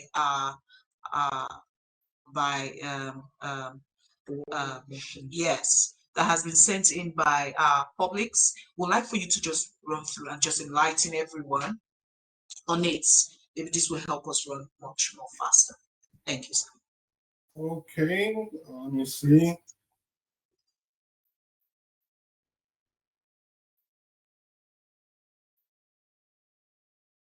Okay, I have a question here that says, is there an assurance to get it right successfully only once? Assurance. Well, I would say yes, but guarantee, I would say no. Yes. There's what called prognosis in fertility treatment. Yeah. Prognosis is your likelihood of either getting pregnant or not. There are some things you look out for. Maybe your age, the quality of your eggs, the quality of the embryos, the quality of your husband's semen, and all that. So when you have a good prognosis, there's an assurance that even at first attempt, you may get pregnant. But there's no guarantee because at the end of the day, after pregnancy embryo transfer, you have to wait to do pregnancy test. And that pregnancy test will either come positive or negative. So the simple answer to that is if there's an assurance to get it right at first attempt, I can say yes, but that will depend on your prognosis. But when I say guarantee, it's not possible. Nobody can guarantee you and beat hand to the chest and hit hand to the chest and say, yes, you are going to get pregnant in this cycle. It's not possible. Then another question is, can a woman suffering from PCOS go for IVF? I think I've answered that before. Eggs qualities were low and I was diagnosed of hormonal imbalance and PCOS. Can I be able for me? Yes, I've answered that before. I have low sperm count. How can you help me out? Okay, it's not what we can talk on webinar like this. You need to see a gynecologist, register, we'll examine you and your wife, and we'll take it up from there. What makes most first cycles of IVF fail? Okay, but some parents are very fortunate that their first cycle, they are pregnant. The thing is, the quality of eggs, the sperm, and probably what you are going through that period or the investigation you went through at first may prevent you from getting pregnant. And sometimes it's after the IVF that some things may be discovered or realized. You know, because of this, in our next attempt, we are going to do this, we are going to do that. That's why sometimes You may have to do IVF once or twice, or even more to get pregnant. If you still have some questions there, you can ask us. There are people raising their hands. I can see Abraham raising hands, so you can ask them to ask questions.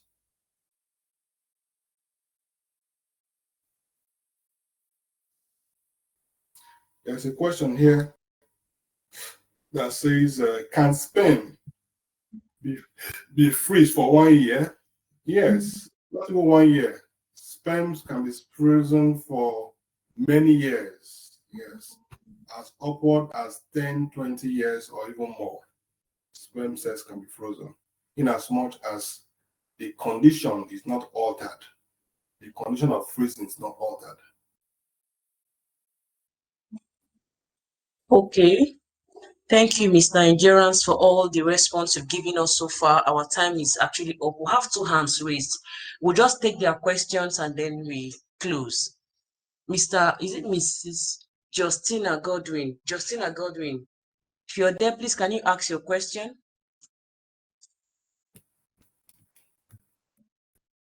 Justin, are you there? Can you ask your question?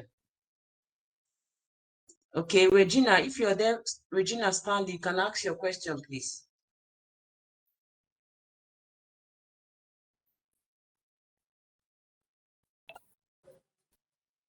Can you hear me? Good morning.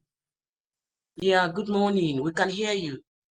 Okay, my question is there an official document or from the hospital, like a backing kind of, in the case of when the donor egg or the donor sperm was used?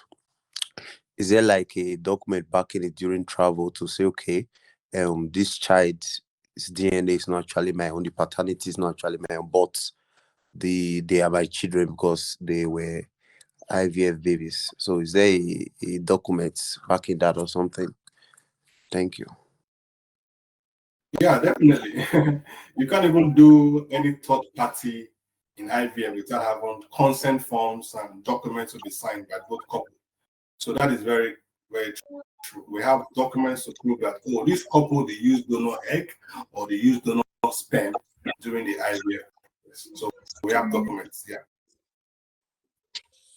Okay. I'm back online, ready for my question. Please, what's your name, please? Regina. Okay, please ask your question.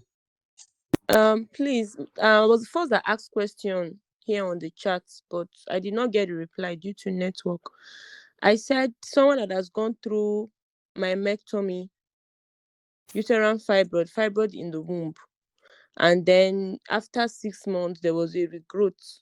Can I go for IVF? I think I answered that question before. Maybe you didn't. Yes, I was not online. The network was bad, so I didn't get the answer. Evaluation is always the key. You need to be checked again. You cannot just go and start IVF. So we have to look at it. Maybe you have to do a stereoscopy to see, okay, is the fibroid growing back and the position where it, because when we're talking about myomas, which is a fibroid, there are 3 things you look out for: the size, the location, and the numbers. So if the size is going to be inimical to pregnancy or affect pregnancy, it has to be removed. If the numbers are too much, that will also hinder pregnancy or affect pregnancy, it has to be removed. Then if the location is also not favorable for pregnancy, it has to be removed. And after the removal too, after some time, you need to also do the stereoscopy to see the adhesions and all that. So like I said, proper evaluation needs to be done. Your gynecologist or whoever gynecologist needs to see you and check and examine first before you go ahead. All this included in the promo, or it's something you have to do on your own? It's that the IVF is for the IVF. The IVF promo payment is for the IVF itself. When you have been cleared to say start IVF, whatever initial investigation or procedure you do is separate from the promo. Okay. You understand? Okay. The initial test, hysteroscopy, myomectomy, sapingectomy, whatever you want to do to ensure that the IVF process is seamless or increase your chance of pregnancy is different from the IVF. The IVF promo money covers the fertility treatment itself, the drugs, theater work, the materials, and everything, your scans and everything. Okay. Yeah. Okay. Thank you. You're welcome.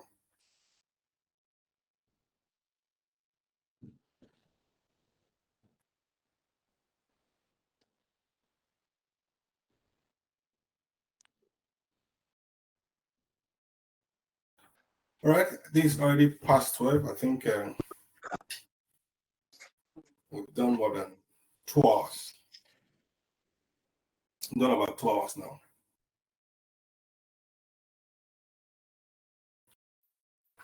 Oluchi, Ovoke, I think it's time to round up the webinar.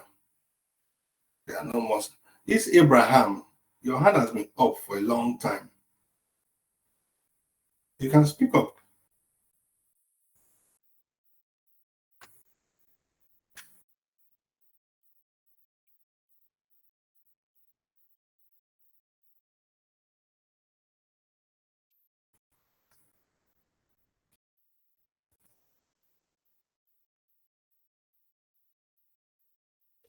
Hello, everyone. Can you all hear me? Hello? Yes, can hear you. Oh, glad Yes. to hear. Okay, there- It's a very engaging session, and we are glad to have every one of you on the call, present today. We have been able to go through the several questions that has been asked, and Mr. Eddie has also taken us on the work through IVF, fertility, and all that is around it. So, Mr. Eddie, would like for you to just bring a word. Do you have like an encouragement to give, or a guide once again to re-emphasize, or a very important point you would like everyone to have for a take home? We'd like for you to please quickly do that. Although we have several hands raised up already, but for the sake of time, I don't know how much we'll be able to do, or if we'll be able to do that. Okay, Mr. Eddie, please go on. Thank you, sir. Yeah, thank you very much. What I would like to say is when it comes to fertility treatment, it can be very emotionally draining and financially draining, but don't give up. Be positive, and like I said, ensure you choose the right clinic to increase your chances of success. Another thing too is starting early is very important. It's always recommended that after 1 year of unprotected sexual exposure and you are actively looking for a baby, you should seek help from healthcare professionals, because if you keep waiting and waiting, the cost may start increasing, your chance of getting pregnant will start reducing. So as early as possible, start seeking help. And it's always best to visit the clinic, because some persons will be on a group asking questions for months, for weeks, for asking questions, and they will not make a move. Hey, doctor, can I do this? Doctor, can I do this? Make a move. Go to the hospital, register, see a gynecologist. Once you make that move, your eyes will be open to a whole lot of things that you may not be able to hear or know just in a group, or putting a call through to one fertility person or the other. So make that move and make it quick, so that by God's grace, your process will go smoothly and you have your own baby and you'll be smiling.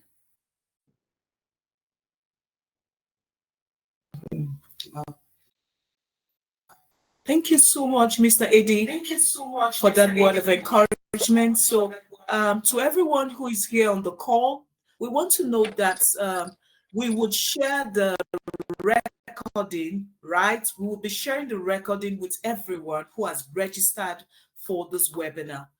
So if you didn't, I don't know how you'll be able to get the recording.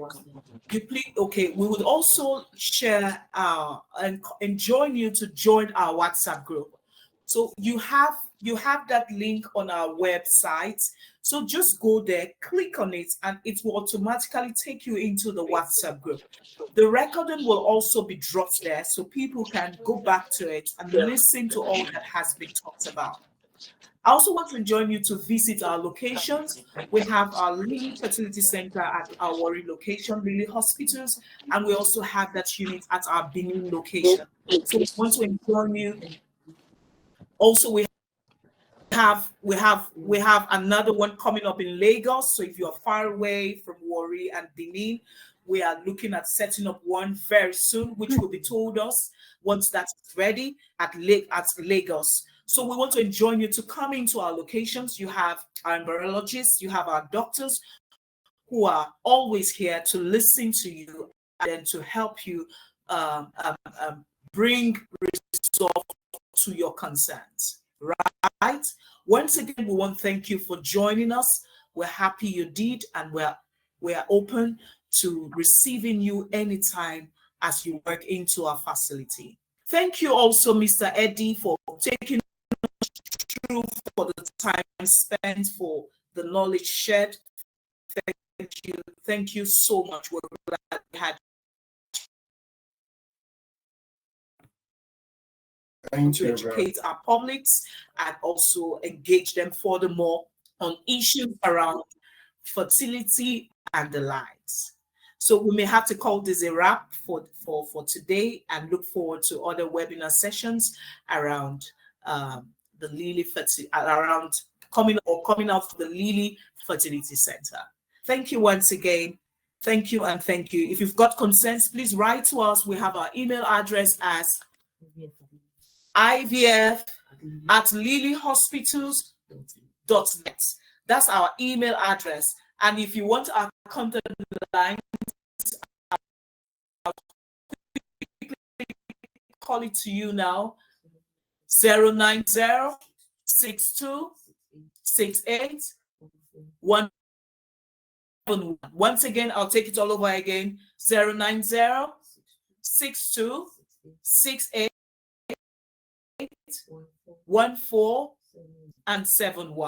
I hope that's clear. Here's a contact you can use. Oh, beautiful. The link to the WhatsApp group has just been shared.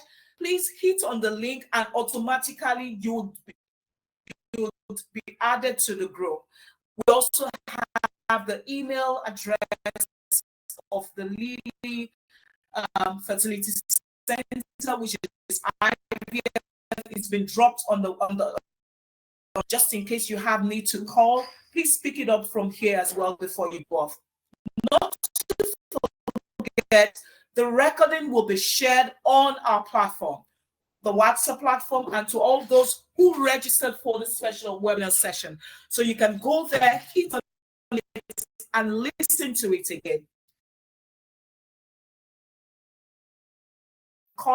Will be able to provide you the support that you would need through this journey.